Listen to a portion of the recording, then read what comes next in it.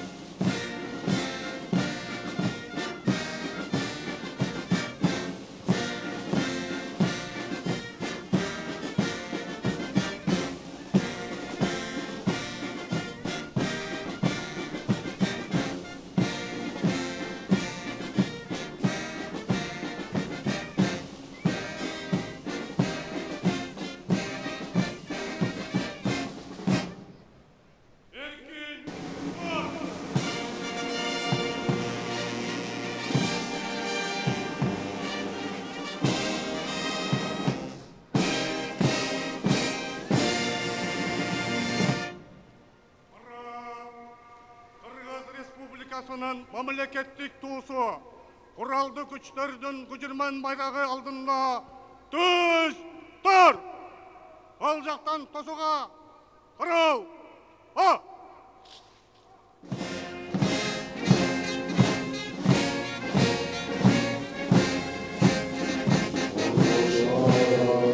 Кулак сал, бою чугун улап кал, көңүл борборунда Алатоо. Жүздөгөн жылдар мурда ата-бабаларыбыз улуу кыргыз каганатын түттөгөндө эле тарых бизге эгемендүү, күчтүү мамлекет курууга дагы бир мүмкүнчүлүк берип, элибиз эгемен болду. Эгемендүүлүктүн 30 жылдыгына карата Алатоо аянтында аскердик парадка Бишкек гарнизонунун аскерлери катарга тизилген. Алардын ичинде Кыргыз Республикасынын коргоо министрлигинин борбордук аппараты, абадан кол салуудан коргоо күчтөрү, Кыргыз Республикасынын мамлекеттик улуттук коопсуздук комитетинин чек ара кызматы, генерал-лейтенант Калыйнур Үсөнбеков атындагы Кыргыз Республикасынын куралдуу күчтөрүнүн аскер институту, Михаил Фрунзе атындагы гвардиялык мото аткычтар бригадасы, Скорпион атайын багыттагы бригада, гвардиялык кызыл туулуу Суворов ордендүү зениттик ракеталык бригадасынын парадтык топтору бар. Азыр аянтка Кыргыз Республикасынын мамлекеттик туусу менен куралдуу күчтөрүнүн күжүрмөн байрагы алынып келүүнү. Кыргыз Республикасынын мамлекеттик туусун коштогон топтун командири, күжүрмөн даярдыктын мыктысы, гвардиянын улуттук лейтенанты Кумарбек Камчиев. Куралдуу күчтөрдүн бириктирилген күжүрмөн тобунун командири, гвардиянын лейтенанты Нурузбек Насирдинов. Кыргыз Республикасынын мамлекеттик туусун гвардиянын улук сержанты Дамир Алмазбек уулу алып келе жатат. Ал эми куралдуу күчтөрдүн байрагын аянттан гвардиянын сержанты Арген Журсунбеков көтөрүүдө. Бул аскер кызматчылар Москва, Минск жана Пекин шаарларында өткөн парадтарга катышкан. Куралдуу күчтөрдүн күжүрмөн байрагы аскер түзүмдөрү үчүн өзгөчө мааниге ээ. Ар бир аскер кызматчы өз элинин баатырдыгы менен каармандыгынын белгиси болгон күжүрмөн байракты ар дайым коргоого даяр. Бүгүнкү парадка 2000ге жакын жоокерлер менен офицерлер катышат.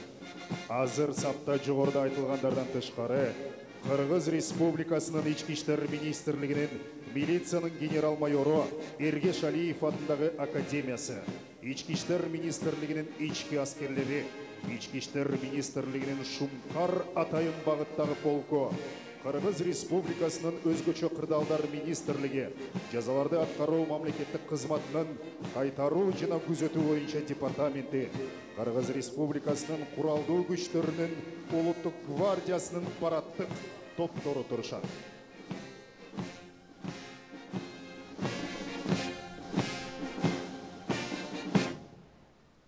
Эркин, тур!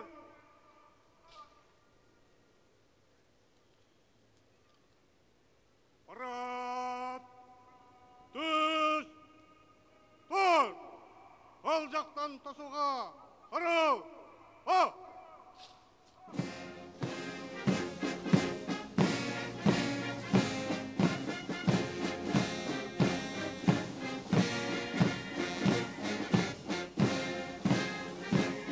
Тосуу маршынын коштоосунда Кыргыз Республикасынын коргоо министри генерал-майор Таалайбек Өмүралиев аскердик парадка даярдык жөнүндө билдирүүнү кабыл алуу үчүн Ала Тоо аянтынын борборуна бара жатат. Даярдык тууралуу Кыргыз Республикасынын коргоо министринин орун басары, Бишкек гарнизонунун башчысы полковник Алмазбек Карасартов билдирет.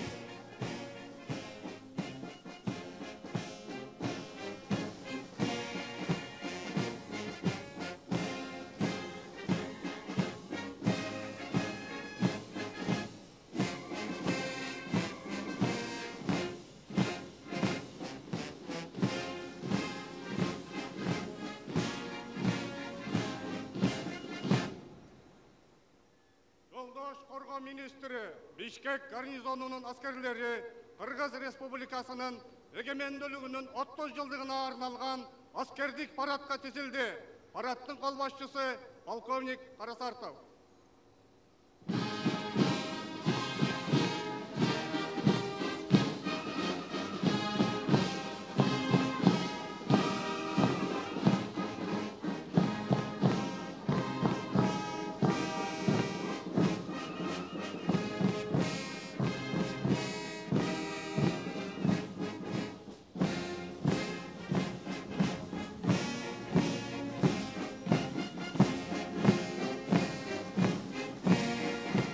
Кыргыз Республикасынын коргоо министри аскер кызматчылар менен саламдашуу жана аларды куттуктоо үчүн аскерлердин парадтык эсептерин айдагып өтүүгө багыт алды.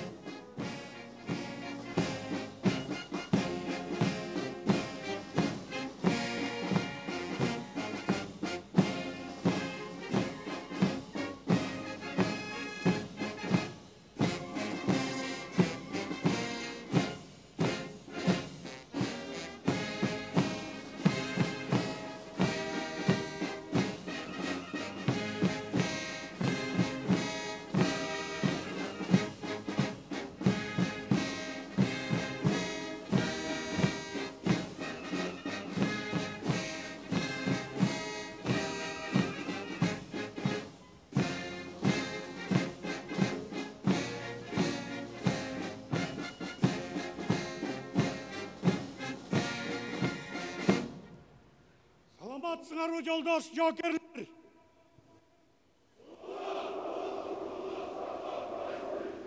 Кыргыз Республикасынын эгемендүүлүгүнө 30 жылдыгы менен куттуктайм.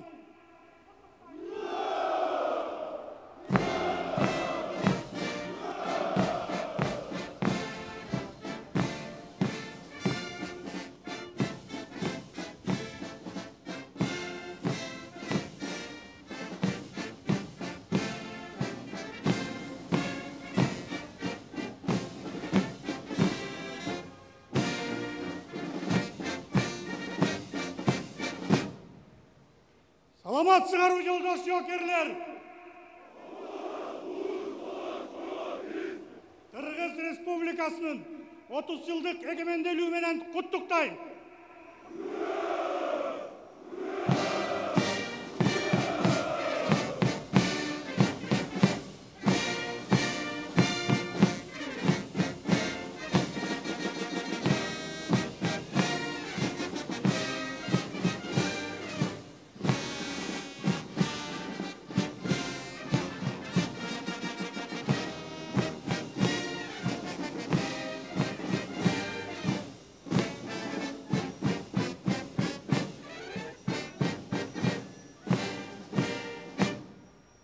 Саламатсыңарбы жолдор жоокерлер.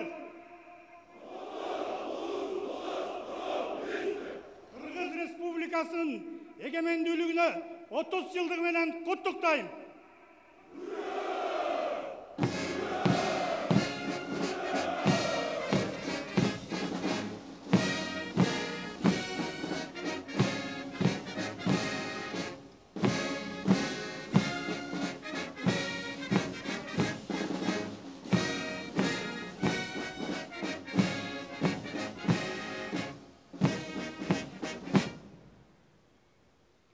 Саламатсыңарбы жолдор жоокерлер. Кыргыз Республикасынын эгемендүүлүгүнө 30 жылдыгы менен куттуктайм.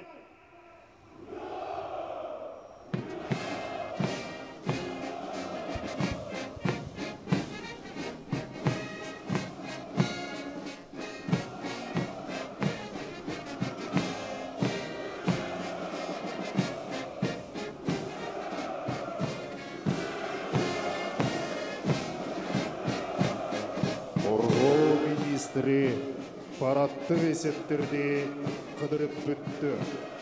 Жана Кыргыз Республикасынын президенти, куралдуу күчтөрдүн башкы кол башчысы Жапаров Садыр Нуркожоевичке билдирүү үчүн борбордук трибунага бара жатат.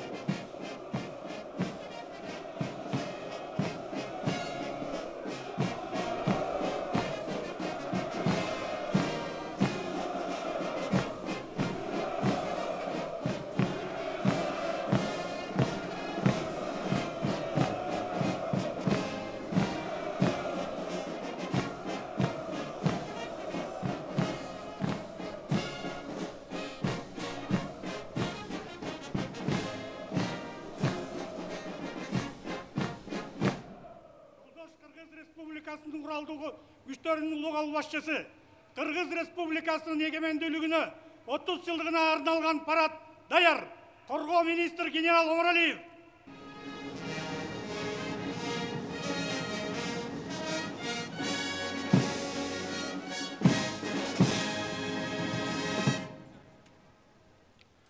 Кутмандуу күнүңүздөр менен урматтуу кыргызстандыктар, кадырлуу калайык калкым. Ыйык ала тоосунан алыста, чет өлкөлөрдө жашап жаткан бир боор агайындарым. Элимдин бүгүнкү салтанатына катышып, кубанычына күбө болуп жаткан урматтуу коноктор. Бүгүн улуу тарыхый датанын, кыргыз мамлекетинин көз каранды эместигинин 30 жылдык мааракесин белгилеп жатабыз. Мындан 30 кылым илгери эле тарых барактарында аты алгач аталган байыркы кыргыз элинин мамлекеттүүлүгү өткөн кылымдын этегинде тагдырдын буйругу менен жазмыштын куттуу тартуусу катары кайтадан колубузга тийди. 30 кылым ичинде элибиз нечен жолу эгемендүүлүгүн жоготуп, нечен жолу кайра калыбына келген, нечен жолу эл катары ың-жыңсыз жоголуп кете жаздап, нечен жолу кайра тирилген. Тарыхта татаал тагдырга туш болуп, жок болуп кеткен улуттар, мамлекеттер көп болгон. Ошондой элдердин катарын толуктап калбаганыбыз үчүн жаратканга 1000 мертебе шүгүрчүлүк. 1991 жылы коммунисттик жана советтик парламент Кыргыз СССРинин жогорку кеңешин элибиздин келечек муундардын алдында өлчөөсү жок кызмат өтөй кеткендигин, тарыхый улуу кадам жасагандыгын моюнга алууга жана айта жүрүүгө милдеттүүбүз. Легендарлуу парламент деген атак күткөн ал парламент Кыргыз Республикасынын мамлекеттик көз карандысыздыгы жөнүндө декларацияны кабыл алып, республикабыздын эгемендүүлүгүн жана суверендүүлүгүн жарыялаган. Ага уда Кыргыз мамлекетинин негизги атрибуттары туу, герб, гимн кабыл алынган. Тарыхыбыздын жаңы барагы ошентип ачылган. Бүгүнкү улуу тарыхый датаны байтак калаабыздын толтосу касиеттүү Ала Тоо аянтында белгилеп жатып, эгемендүүлүктүн калыбына келишине чейинки узак жана татаал жолду чапкан улуу ата бабаларыбыздын эрдиги менен эмгегин да эскербей кетүү мүмкүн эмес. Элибиздин байыртадан калыптанган, жалпылаштырып айтып, идеологиялык доктринага айланган түшүнүгүндө айкөл манас атабыз чачылганды жыйып, үзүлгөндү улап олтуруп, түгөнгөн сайын түтөгөн кыргыз элинин башын кошуп журт түзгөн экен. Кыргыз атагын жер бетинен өчүрбөй, улуу осуятты улагандардын сап башында эзелки доорлордо Барсбек Каган жана анын санаалаштары, берилегенде Мухаммед Кыргыз жана анын мүдөөлөштөрү тургандыгын сыймыктануу менен эскерип, рухтарына таазим этебиз. Курманбек, Ер Табылды, Ер Солтоной сындуу бабаларыбыздын мууну, эл журттун эркиндиги үчүн башын сайып, ала тоону душмандарга бастырбай, эл четинде, жоо бетинде болуп келишкенин эч качан эсибизден чыгарбайбыз.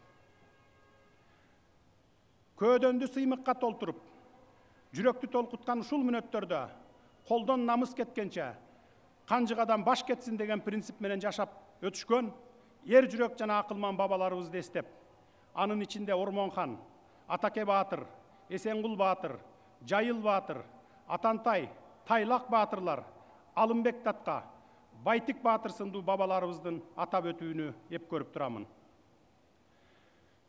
Бүгүнкү эгемендүүлүк кайсы бир даражада 20-кылымда мамлекеттүүлүктү түптөгөн Абдыкерим Сыдыков, Иманалы Айдарбеков, Абдыкадыр Орозбеков, Жусуп Абдрахманов сыяктуу аталарыбыздын көсөм саясатынын дагы үзүрү. Улут катары Торолуу жолубузда Исхак Разаковдун, Турдакын Усубалиевдин жана башкалардын кошкон салымы да зор. Кадырлуу калкым, бүгүнкү улуу тарыхый датаны белгилөө учурунда өткөнгө кылчая көз чаптырганыбызда, оболу суверендүүлүктү тандап алган Кыргызстан эгемендик мезгил ичинде эмнеге жетишти деген суроонун өзүнөн өзү берилери бышык. Так кесе айтайын. Көз каранды эместиктин жарыялаганынан тартып, Кыргызстан эл аралык укуктун толук кандуу катышуучусу жана субъектиси болуп калды. Ошондон тартып, республикабыз өнүгүүнүн демократиялык өрнөгүн, идеяларын тандап алды. Албетте, 30 жыл ичинде өнүгүүнүн улуттук табиятка төп келген, оптималдуу моделин издөөнүн түйшүгүн тартып, биз ар кандай сыноолорго кабылдык. Олку-солку жагдайлар болду. Алардын баары республикада бир катар ички саясий кризистик окуяларга, анын ичинде трагедияларга алып келип, өлкөнүн өнүгүшүнө ар түрдүү деңгээлде таасирин тийгизди. Натыйжада эки президенттин өлкөдөн качып, бирөөсү камакта жатканы, бир нече премьер-министрлердин коррупцияга байланыштуу айыпталышы улуттук оор, кайгылуу тажрыйба болду. Ушундай оор шарттарда Кыргызстан ириде коом ичиндеги терең пикир келишпестиктерди жеңе алды. Туруктуулукту, улуттар аралык ынтымакты, биримдикти жана толеранттуулукту камсыздоого жетишти. Ошондой эле жарандык коом активдүү, адилеттүүлүк, татыктуу жашоо үчүн, укугу үчүн күрөшкөн өлкө жана эркиндикти сүйгөн эл деген имиджди, беделди сактап калды. Биз бул мүдөөлөрдөн тайбайбыз. Кыргызстан быйыл жаңы редакциядагы конституцияны кабыл алуу менен элдин колдоосунун негизинде президенттик башкаруу формасына кайтып келди. Президенттик башкарууну парламенттик башкарууга каршы коюп жүргөн күчтөр бар. Баса белгилеп айта кетейин, жаңы конституция улуттук мамлекетти чыңдоо, коомдогу башаламандыкка чек коюу сыяктуу милдеттерди жүзөгө ашырууга өбөлгө болуп, ошол эле маалда демократиялык багытты улантууга шарт түзөт. Башкача айтканда, демократиялык баалуулуктарды көздөөдөн тайбайбыз. Урматтуу мекендештер, баарыбыздын мүдөөбүз, көксөгөн тилегибиз Кыргызстанды туруктуу, өнүккөн, көп улуттуу калкы ынтымакта жашаган, ар бир жараны өзүн бактылуу жана корголуу сезген өлкөгө айлантуу. Ошондуктан жакынкы 5 жыл аралыгындагы мамлекеттик саясий жаңыланган, өнүккөн Кыргызстанды курууга, жарандардын өлкөгө ишенимин, ичара биримдигин арттырууга, элдин жаратмандык активдүүлүгүн жогорулатууга, ошондой эле жарандардын жашоо шартынын сапатын жакшыртууга, укуктарынын корголушун камсыздоого багытталат. Андыктан өлкөнүн келечегин аныктай турган перспективдүү жана эркин бизнес чөйрөнү калыптандырууга багытталган долбоорлор жана программалар ишке ашырылат. Биз азыркы реалдуулук менен эсептешүүгө мажбурбуз. 2020 жылы пандемияга байланыштуу Кыргызстандын экономикалык өсүү темпи 8,6%га төмөндөдү. Азыркы учурда пандемия уланып жатат. Бирок ага карабастан 2021 жылдын 7 айынын жыйынтыгы боюнча экономикалык активдүүлүк акырыңдап калууна келүүдө жана кээ бир тармактарда өсүш болууда. Мен президент болуп келгенде бюджет бош, резервде бир да тыйын жок болгон. Бүгүнкү күнгө чейин бардык мамлекеттер менен чек ара жабык, соода сатык жокко эсе. Албетте мындай учурда салык менен бажы төлөмдөрүнүн түшүшү төмөндөйт. Пандемия менен дагы да болсо күрөш уланууда. Ошондой болсо да экономикалык оор кыйынчылыктардын шартында биз акыбалды турукташтыра алдык. Эгерде Кыргызстан былтыр бюджетти жабуу үчүн 350 миллион доллар карыз алса, быйыл бир да тыйын карыз албай туруп жагдайыбызды оңдоонун жолун таптык. Финансылык ресурстарды туура колдонуу, кечиктирилгис жана чукул иш-чараларды жүзөгө ашыруу, болочок муундун жаркын келечегине эмитен кам көрүү максатында стабилизациялык фонд түзүп жатабыз. Ал фондко эң аз дегенде 17 миллиард сом каражатты топтоо жакынкы максатыбыз. Пандемиянын кесепеттерин жеңилдетүү үчүн чакан жана орто бизнестерге финансылык көмөк көрсөтүүнүн пландарын иштеп чыгып, жардам бере баштадык. Чакан жана орто ишканаларга үстөгү жок финансылык көмөк көрсөтүү үчүн 6 миллиард сом бөлүштүрүлөт. Андан сырткары, чакан жана орто бизнестерге коммерциялык банктардын кредит беришине шарт түзүү үчүн 24 миллион долларлык гарантиялык фонд түзүлөт. Мындан тышкары, көмүскө экономикадан чыгуу максатында кичи жана орто бизнеске мамлекеттик социалдык камсыздандыруу боюнча камсыздандыруу төгүмдөрүнүн тарифтери төмөндөйт. Бул эмнени билдирет? Маселен, 15 жумушчу орнун түзгөн ишкерлердин камсыздандыруу төгүмү 17%дан 4%га төмөндөтүлөт. Азыркы учурда тиешелүү жарлыктар жана министрлер кабинетинин чечимдери даярдалып жатат. Салык жаатында чоң өзгөрүүлөр ишке ашырылат. Кыргызстан ак иштеп, салыгыңды төлөп койсоң, бейкапар, тынч жашооңо эч ким кийлигишпеген өлкөгө айланууга тийиш. Өнүккөн өлкөлөрдө эзелтен бери ушундай принцип уланып келет. Биздин алардан эмнебизге? Ошол себептен жаңы жылдан тартып салыктын азыркы түрлөрүн төлөө менен катар салыкты бир эле жолу, бир эле түрүн төлөөгө мүмкүнчүлүк берилет. Мурдагы учурдагы салык жана бажы тармагындагы жат көрүнүштөрдү жоюу, тоо-кен тармагын улуттук кызыкчылыктарга жараша иштетүү аркылуу быйылкы жылдын 7 айында эле 12 миллиард сом кошумча резерв табууга жетиштик. Натыйжада бюджетибизден коронавируска каршы дары-дармек жана вакцина сатып алуу менен бирге пенсияларды жана пособияларды жогорулатуунун камын көрүп жатабыз. Урматтуу мекендештер, өлкө башчысы жана аткаруу бийлигинин жетекчиси катары Кыргызстандагы ар бир жарандын жашоо шарты үчүн өзүмдү жоопкер, алардын алдында өтө милдеттүү сеземин. Айрыкча социалдык жактан коргоого муктаж үй бүлөлөрдүн акыбалы кабыргамды кайыштырат.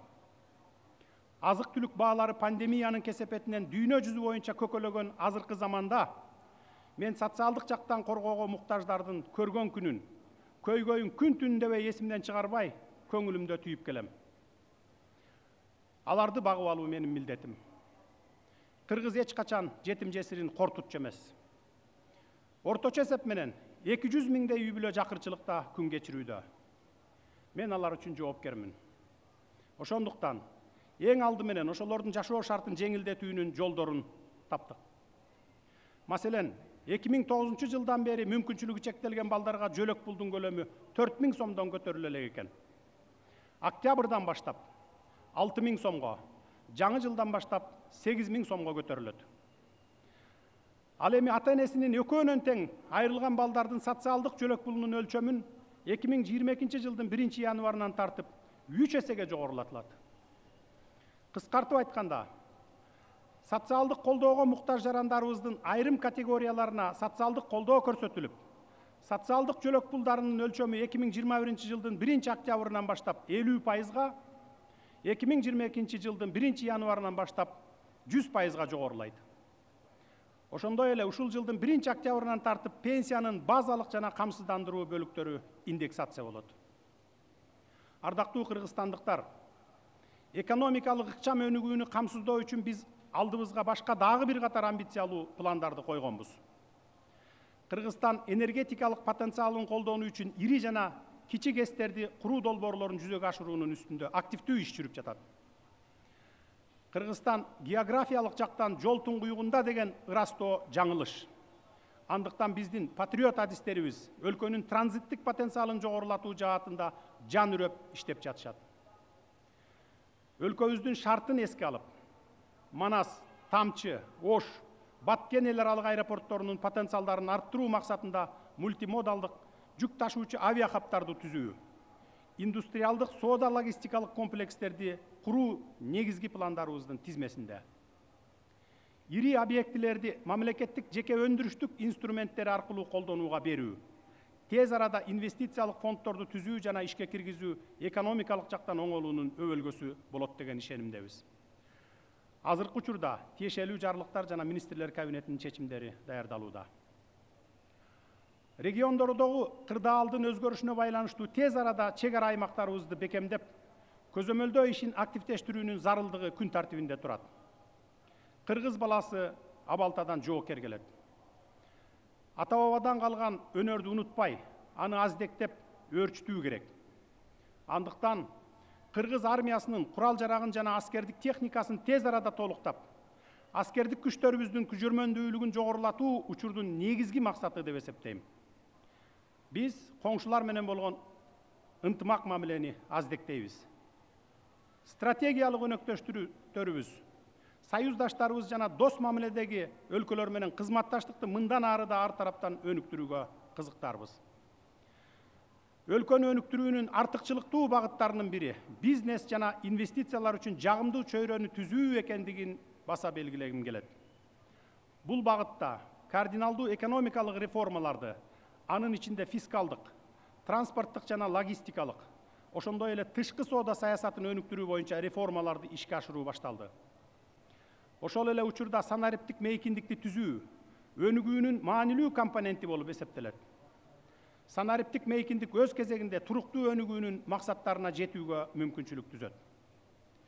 Биз мамлекеттик системада жана экономикада структуралык чоң реформаларды жүзөгө ашырууга кириштик. Социалдык коргоо деңгээлин, билим берүү жана квалификациялуу кесипкөй кадрларды даярдоо, сапатын көтөрүү милдети менен алып урушуп жатабыз. Урматтуу мекендештерим, кадырлуу калкым, мен сиздерге ишенимдүү түрдө баса белгилеп айта кетейин. Кыргызстаныбыздын ар бир жаранын сапаттуу билим алууга, татыктуу жашоого алдыдагы 5 жылдыкта сөзсүз жеткиребиз. Бүгүнкү улуу тарыхый күнүңөр менен дагы бир жолу куттуктаймын. Жергебизде ар дайым Манас урааны жаңырып турсун. Жашасын эгемендүү Кыргызстан. Ура!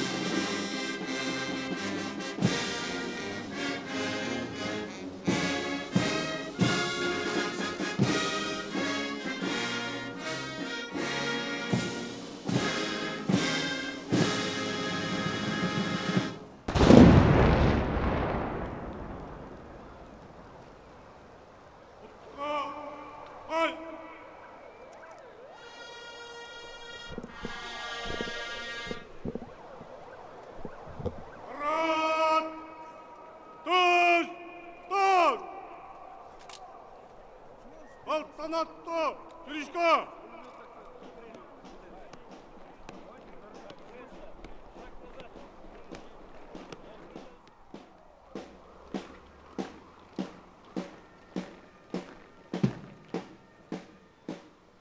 батальондар бойынша bir түпкі сызықшы аралықта бірінші батальон төз, алғандары оң, Sizden oңға, қадам,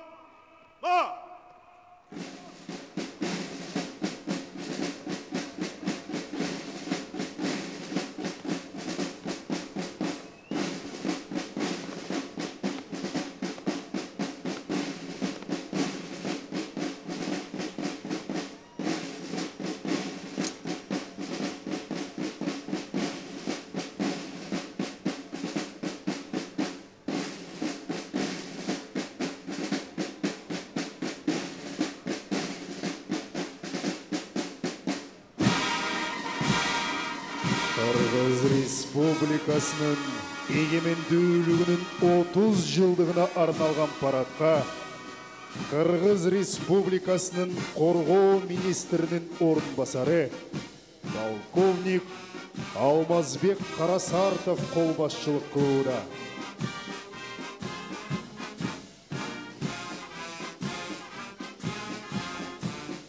Парадтын қолбасшысын құралдуу күчтөрдүн байрактуу коштоодо. Аскердик жүрүштү Кыргыз Республикасынын Коргоо министрлигинин борбордук аппаратынын парадтык тобу артууда. Кыргыз Республикасынын Коргоо министрлиги аскер түзүмдөрүн башкаруучу жогорку аскердик орган. Топту полковник Максут уулу Жаныбек жетектөөдө. Салмактуу кадам таштап, авадан кол салуудан коргоо күчтөрүнүн өздүк курамы өтүүдө. Парадтык топту аскер бөлүгүнүн командири полковник Мурат Карабаев баштап келүүдө. Мамлекетибиздин аба мейкиндигинде коопсуздукту камсыздап, анын аба чектерин ишенимдүү коргоп келе жаткан бул түзүм армиябыздын эң маанилүү курамдык бөлүгү болуп эсептелет. Аянка Кыргыз Республикасынын мамлекеттик улуттук коопсуздук комитетинин чек ара кызматынын парадтык тобу кирип келе жатат. Чек арачылардын парадтык эсебин полковник Жанарбек Өмүрзаков баштап өтүүдө. Аянтта салтанаттуу жүрүш менен биздин армиянын келечеги, жогорку аскер мектебинин мыкты салттарын улантуучулар, Советтер Союзунун баатыры генерал-лейтенант Калыйнур Үсөнбеков атындагы Кыргыз Республикасынын куралдуу күчтөрүнүн аскер институтунун курсанттары өтүүдө. Парадтык топтун жетекчиси, аскер институтунун башчысы полковник Руслан Шаршембиев. Парадтык эсепте окуудагы жетишкендиктери жана үлгүлүү жүрүм туруму менен башкаларга үлгү болгон окуунун мыктылары бара жатышат. Аскер институтунун экинчи парадтык эсебине майор Асқат Аскарбеков командачылык кылууда. Борбордук аянтка салтанаттуу жүрүш менен Михаил Фрунзе атындагы гвардиялык мото аткычтар бригадасынын аскерлери кирип келе жатат. Парадтык топту бригаданын командири гвардиянын подполковниги Алтынбек Тынаев баштап өтүүдө. Экинчи парадтык эсепке майор Амантур Төрөгелдиев командачылык кылууда.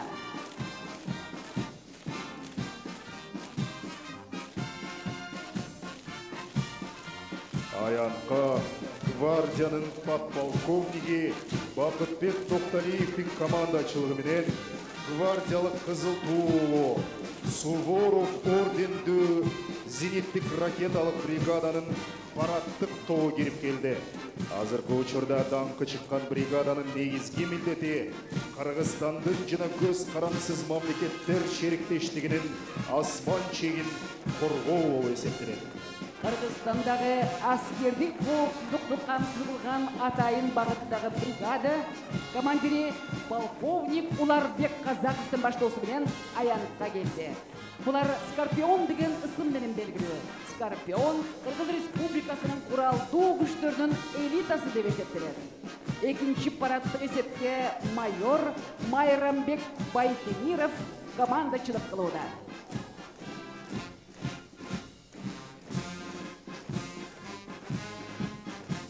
Кыргыз Республикасынын куралдуу күчтөрүнүн параддык эсептеринин салтанаттуу жүрүшүн улантып, Кыргыз Республикасынын Улуттук гвардиясынын атайын багыттагы Пантера бригадасы кирип келди.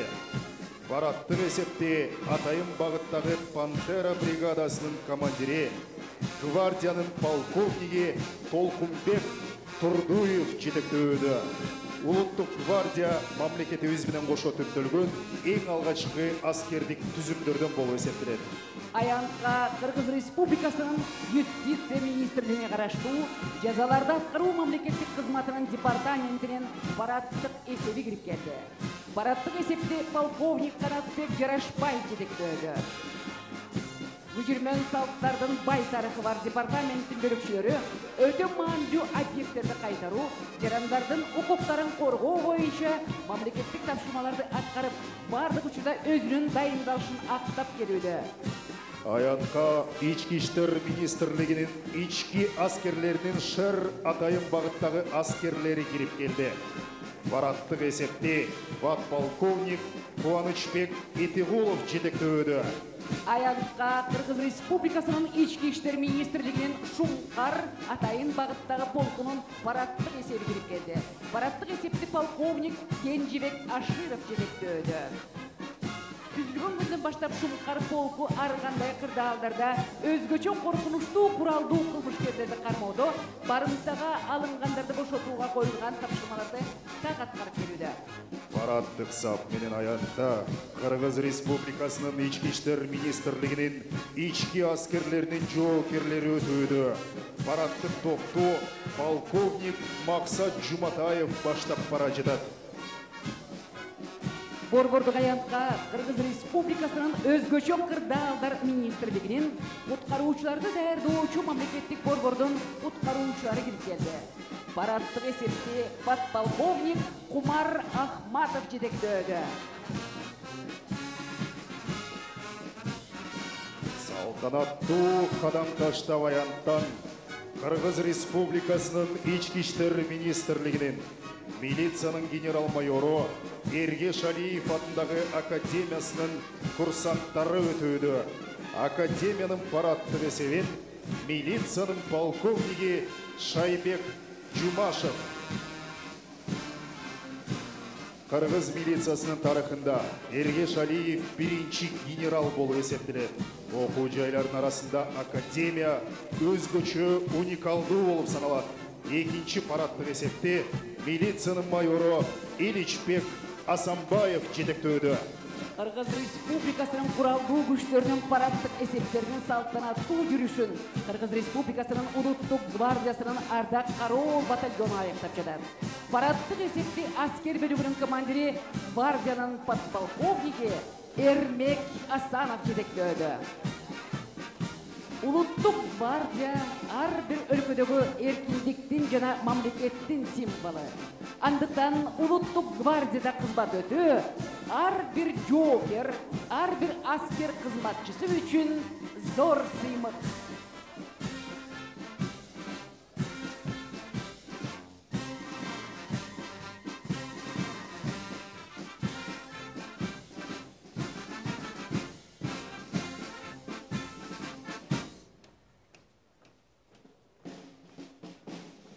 Аскер музыканттары Ала Тоо аянтын аскер техникасы өтүү үчүн бошотууда. Парадты музыкалык коштоону Бишкек гарнизонунун бириктирилген аскердик оркестри ишке ашырды. Аскер оркестрлеринин армияда өзгөчө орду бар. Алар күжүрмөн даярдыкты, салтанаттуу жүрүштөрдү коштошот. Майрамдык иш-чараларды камсыз кылып, негизгиси күнүмдүк кызматта жоокерлердин күжүрмөн духун көтөрөт. Башка аянтка биздин өлкөнүн элинин тынчтыгын жана ачык асманын камсыздоочу Кыргызстандын армиясынын күжүрмөн техникасы жана куралдары кирип келе жатат. Сиздер улуттук армиябыздын куралдануусунда турган жөө аскерлердин соот техникалары, абадан кол салуудан коргоо күчтөрүнүн куралдары, аскер автоунаалары, атайын багытталган аскер аскерлердин курал жарактары менен таанышасыздар.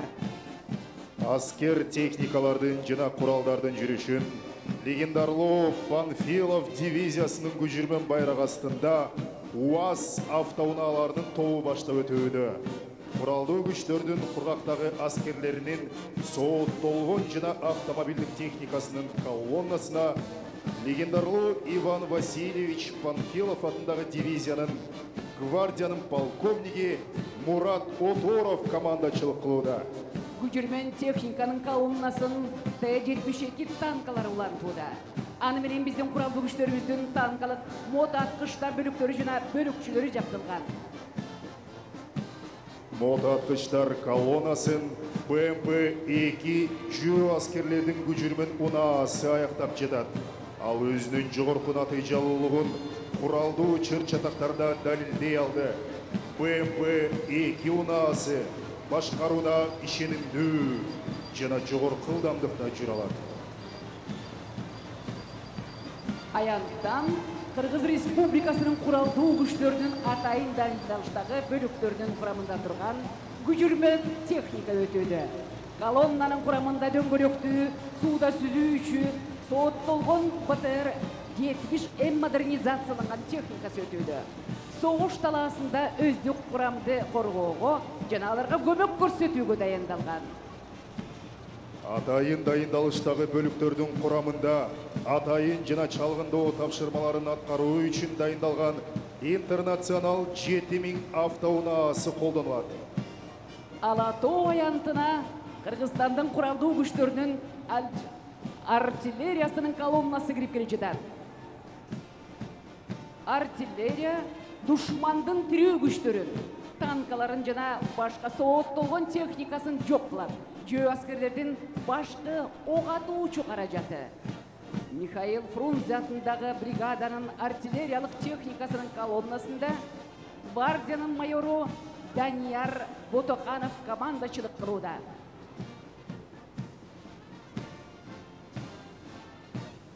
Парадтык жүрүштү 122 мм реактивдүү жалпы атуу системасы БМ-21 «Град» Урал автоунаасынын базасында өтүүдө. Артиллериялык колоннаны 122 мм Д-30 замбриги коштоп өтүүдө. Бул уникалдуу ок атуучу каражат жана согуш талаасында коркунучтуу курал.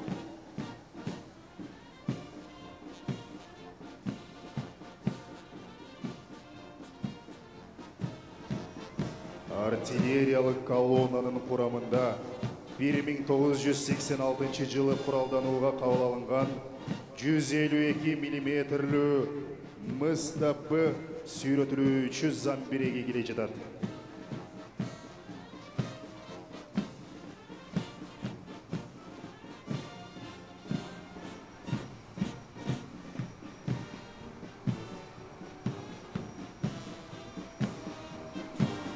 Аянттан атайын операциялар күчтөрдүн курамында турган күжүрмөн техника өтүүдө. Куралдуу күчтөрдүн атайын операциялар күчтөрдүн курамында турган күжүрмөн техниканын колоннасына капитан Кушубак Абдыкадыров командачылык кылууда. Атайын операция күчтөрдүн колоннасын Кытай Эл Республикасынан алынган Менгши жол тандабас удаалары баштап келүүдө. Менгши жеңил сооттолгон, үстүндө 12,7 мм пулемет орнотулган. Атайын жана чалгындоо тапшырмаларын аткаруу үчүн Ford Ranger унаасы колдонулат. Бул унаалар өздүк курамды талап кылынган жерге тез жеткирүүгө ылайыкталган. Ford Ranger аскердик жеңил унаа, пулемет орнотуучу ордуар. Колоннаны БРДМ ЭКМ күжүрмөн чалгындоочу тозоттук унаа коштоп бара жатат. Анын жардамы менен аскердик чалгындоо иштери уюштурулат. Ал жогорку жүрүшү жана башкаруудагы ишенимдүүлүгү менен айырмаланат. Жеңил сооттолгон Дадзян автоунаасы өздүк курамды жана алардын каражаттарын ташуу үчүн арналган. машина күчтүүлүгү жана жол тандабай жүрө ала тургандыгы менен айырмаланат.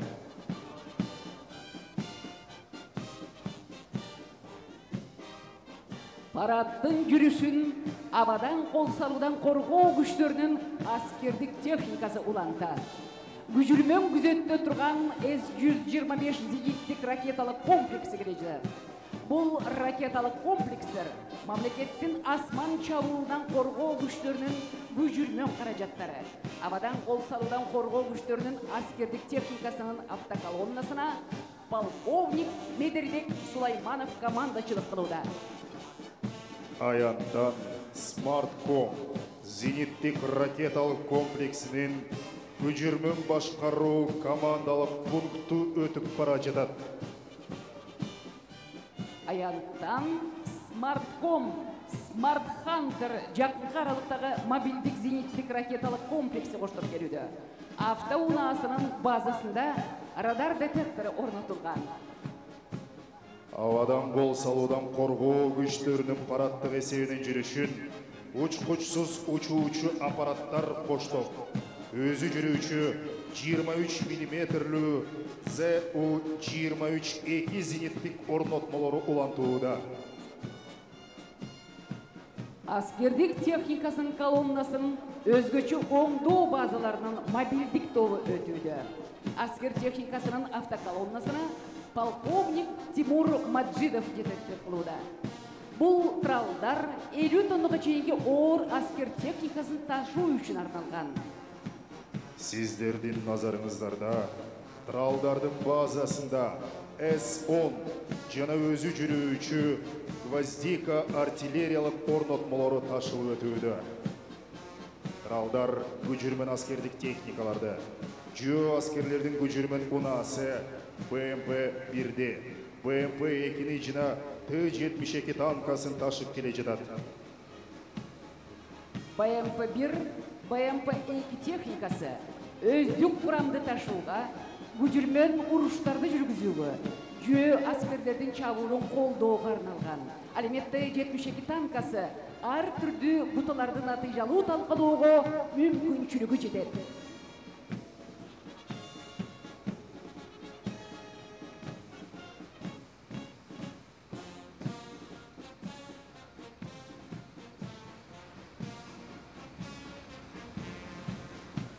Аскердик техникасынын жүрүшүн Кыргыз Республикасынын Улуттук коопсуздук мамлекеттик комитетинин чек ара кызматынын техникасы жыйынтыктайт. Брондолгон автоунаалардын колоннасын мекен алдында күжүрмөн артыкчылыгы үчүн мамлекеттик эрдик медалынын ээси майор Учкун Такенов башкарып келүүдө. Сиздер Бул автоунаалар жаңы куралдардын, байланыш каражаттардын түрлөрү менен жабдылган, өзүнүн жогорку өткүчтүгү, маневрдуулугу менен айырмаланат.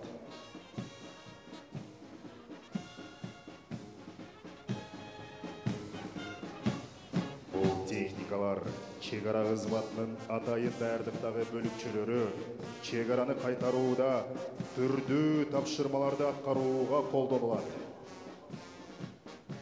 Сиздер Кыргыз армиясы өлкөбүздүн эгемендигин коргой ала турган, мыкты даярдалган жоокерлерге, жетиштүү курак жарактарга жана аскердик техникага экендигине күбө болдуңуздар. Кыргыз армиясы калыптануунун татаал жолун басып өтүп, азыркы учурда элибиздин тынч турмушун, өлкөбүздүн саясий жана экономикалык жактан өнүгүүсүн камсыздап жатат.